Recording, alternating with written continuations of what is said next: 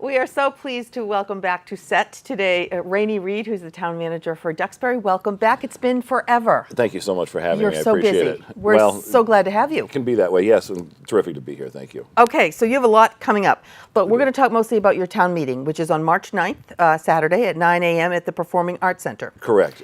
We expect a good crowd, and we have, like I tell people every year, we have something for everyone. Yes, you do. Yes, you do. So let's talk about it. You have 40 articles and about 12 special. Yes, articles. we have 40 in the annual, roughly about 40 articles in the annual town meeting warrant, and then another 12 in the special. Okay, let's go right into it. You have an $80 million budget. Correct. Talk about that. This is the first year we've actually crested the $80 million mark. I'm not necessarily proud of that, but that's simply the cost of living. That's the right. cost of doing business in a municipality these days. Yep. Particularly in Duxbury, where we try to deliver excellent services, and I think we do that on a daily basis, and everyone seems satisfied with that.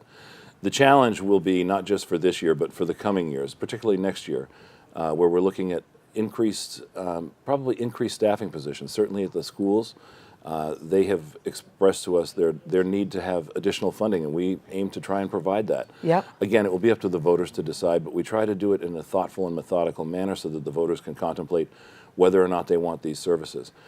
If we do an override next year, it wouldn't just be for the schools. It would be a town-wide override. Okay. So it would also impact the police and fire departments to address their staffing needs, Yeah. and the general administration of government. Right.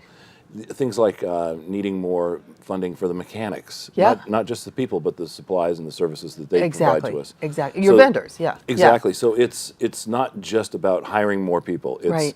being able to deliver the services that people have come to expect. That's right. And the cost of people is always going up. I mean, employees, they require benefits, and that's Correct. the health insurance and Yes, and it isn't one thing to just hire someone. If you had a position, for instance, that say a $50,000 salaried position, there's a benefit that goes along, Sure. a benefit package that goes along with that, Yeah. and that can cost on the order of another $20,000 to $22,000 per person. So Absolutely. that has to be factored in there. So all of a sudden, the $50,000 position has jumped to 70. Exactly. Okay. So you basically have a very stable budget with no real big new initiatives in your operating budget. If there's a nice thing about that number, there's nothing exciting in it. It's just basically delivering the same level of service that we've had in the past. There aren't any new positions. We're just trying to fund from one year to the next in this right. case. And you don't have a lot of commercial No, entities Duxbury is in your town. 97% rural residential, so Right. we like the character of the area. Yep. We have a tremendous amount of open space. Over 60% of the town is conservation or open space. Wow. The people like it that way. Yeah. The residents love it because they can go out and be in Yeah. the woods any time of year. It's wonderful. Okay, so let's talk about next year's possible contemplation of an override. What does that mean? People get, an override, what does that mean? Can you, in layman's terms, explain why an override sometimes is necessary? Well, I can certainly try. We have a set amount of money that we can ask the voters for, no more than 2.5% an increase. Okay. In this case, we might have to ask for more than that 2.5%. When that happens, that's when you have to have an override. So what would happen is, at town meeting, the voters would contemplate an article that would say, shall we ask the voters, by way of a ballot question, Yep. to go above and beyond that 2.5% request? Then what happens is 2 weeks later at the election, the voters go to the ballot box and they decide whether or not they want to have the additional expenses. And those expenses are all listed out at the time we go to town meeting through the warrant, so that they'll know exactly what they're buying. Right. So it's total transparency. The voter understands whether or not he or she wants to have these things, and Yep. if they do, then they vote for it, and if they don't, then they won't. And one thing that does confuse people sometimes is if town meeting approves a 2.5 override, and then it's not approved at the ballot, is it dead?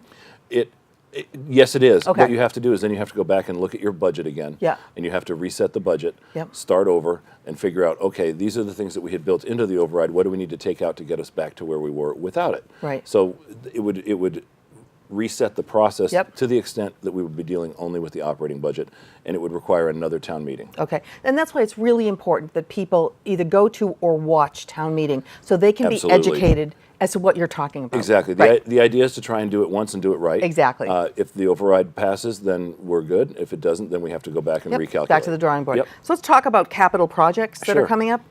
The PCE pipes. What is Yeah, that? we have 4 interesting capital projects, and they're sort of all over the board in terms of the specific nature of each one.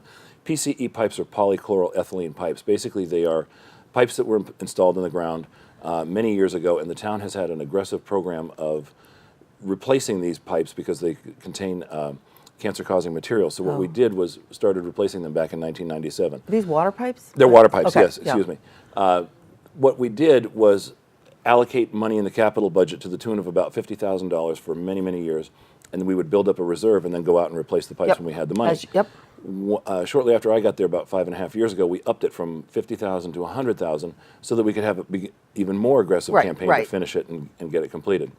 We have a new finance director in town. His name's John Adams. He does a terrific job. He came up with a proposal that said, you know, we don't have a lot of these pipes left, maybe 10,000 more feet. The project would probably cost about $3.2 million if we finished it. Let's see if we can do it all in 1 year. So that's one of the questions we're going to ask the voters to consider, is to see if we can get it all done funded all in 1 year, and then finish the build this summer and then go into next summer and have the whole thing wrapped up and done. Which would be perfect. That would be terrific. Yeah, okay. Second is the Powder Point Bridge.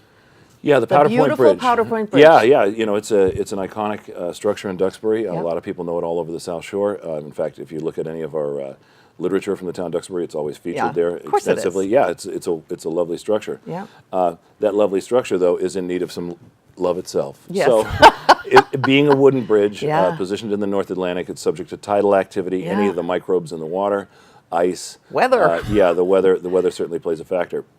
Several years ago, probably about 5 or 6 years ago, the town moved forward with a project to install fiberglass wrap material around some of the pilings that were in danger of deteriorating.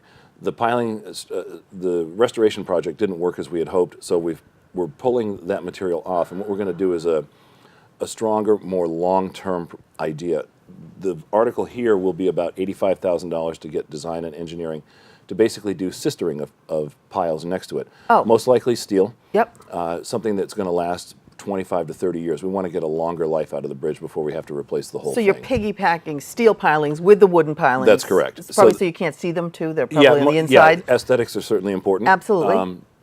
They, over time, will probably look like the wooden pilings that are out there. Right. One of the interesting things is that we have square pilings driven into the water, into the mud, and then they just aren't conducive to that kind of environment. They should have been round. It's just the way it was designed many, many years ago. Wow. So we're going to talk about that and see if we can get the funding for the engineering design. Now, the overall build out, we don't know what that's going to cost yet, but it would go out to bid and be funded in a subsequent year. Okay. The third capital is the engineering design of a new DPW building. Yeah, our DPW building, which is located behind Town Hall, it's kind of an interesting location because nobody really sees it. The only time you see the DPW is if you happen to go there for something. Happens to be where we have our animal control shelter. So if anybody's picking up a lost dog, they'd be apt to find the building there.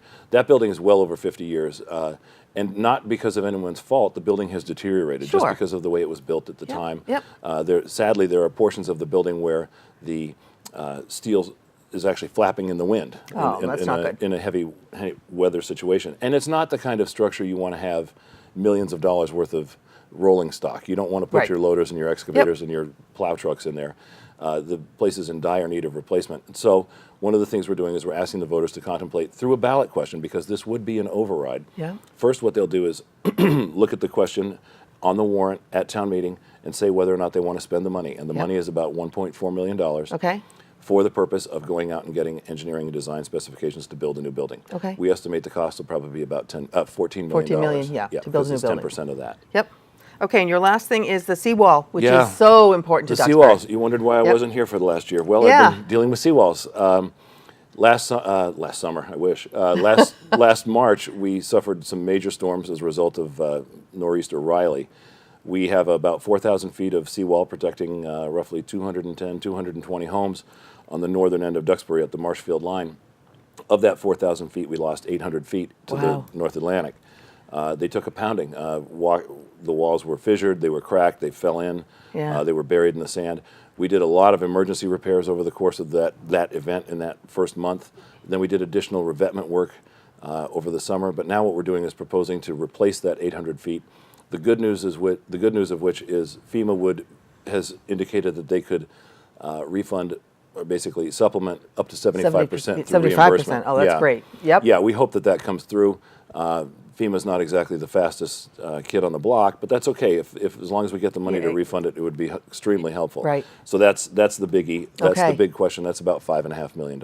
Okay, so lots going on. A lot. Going on. Okay. Yeah, we're spending money like we've got trees in the backyard growing dollar bills. But like you said, this is all things that your constituents and the people who live there want. This is the exactly. quality of life. And I can tell you this: none of it's wasted. We refine our numbers again and again and again, and then one more time after that, just to make sure that when we're going in with a number that we're presenting to the voters, we know that it's the best value and that it'll have the longest life for us. Excellent. Okay, so March 3rd, March 9th. March 9th. Show up at 9 a.m. 9 at a.m. the Performing Arts Center for town meeting, and they'll be educated about a lot of these Yep, things. and thanks to you, it'll be on TV as well. Absolutely. Yes, it will. Thank you so much, Rene. Thank We'll you. have you back sooner appreciate rather it. than later. And thank you for watching. PCN is on Facebook and Twitter, so be sure to follow us there. For more information and links to stories, check out PCN at www.pactv.org. PCN is also on YouTube, so be sure to follow our channel. We're back in a couple of weeks with more local stories. Have a great week.